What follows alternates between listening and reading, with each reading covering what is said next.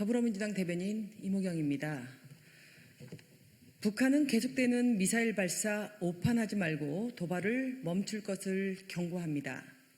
북한이 심해에 단거리 탄도미사일 3발을 동해상으로 발사했습니다. 박정천 노동당 중앙군사위원회 부위원장이 한미연합 공중훈련 연장에 대해 강도 높게 비난한 지 약 1시간 만의 일이었습니다.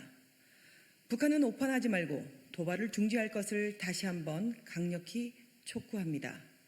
북한의 강도 높은 무력 도발이 계속되면서 국민의 불안도 증폭되고 있습니다. 하지만 군은 핵심 무기체계마저 제 기능을 못하고 있는 불안한 모습을 보이고 있습니다. 북핵과 미사일에 대비하려는 삼축체제와 우리 군 대응 능력의 치명적 오류입니다. 요격체계 대응 능력에는 한치의 오차도 있어서는 안 됩니다. 정부가 바뀌었다고 군의 능력도 바뀐 것입니까? 강대강 대치 속에서 군이 보여주는 모습마저 불안하면 국민께서 어떻게 국가를 믿고 생활할 수 있겠습니까? 정부도 북한의 계속되는 도발에 대응해 안보 역량을 강화하는 한편 한반도 안정을 위한 외교적 해법 찾기에 총력을 기울이기 바랍니다. 윤석열 대통령은 진정 어린 사과와 중요하다는 것을 왜 모르십니까? 윤석열 대통령이 5일째 합동 분향소를 찾아 조문을 했습니다.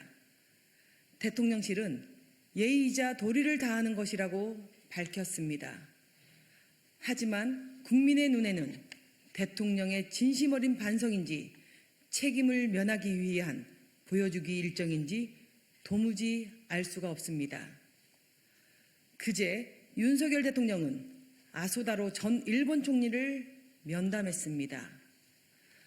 방문 인사는 검은 넥타이를 맨 데 반해 우리 대통령은 파란 넥타이를 메고 나와 대조를 보였습니다. 주객이 뒤바뀐 괴이한 모습은 대통령의 진심이 무엇인지 묻게 합니다. 대통령이 아무도 듣지도 못한 사과를 했다더니 애도의 마음도 국민이 찾아내야 하는 테스트입니까?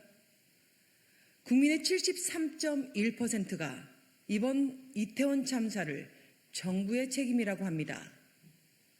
더 이상 정부의 책임을 회피하고 부정할 수는 없습니다. 더 이상 침묵해서는 안 됩니다.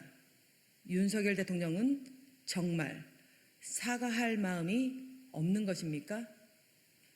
희생자에 대한 예의와 도리는 정부의 책임을 인정하고 진정 어린 사과를 하는 것에서 시작될 것입니다.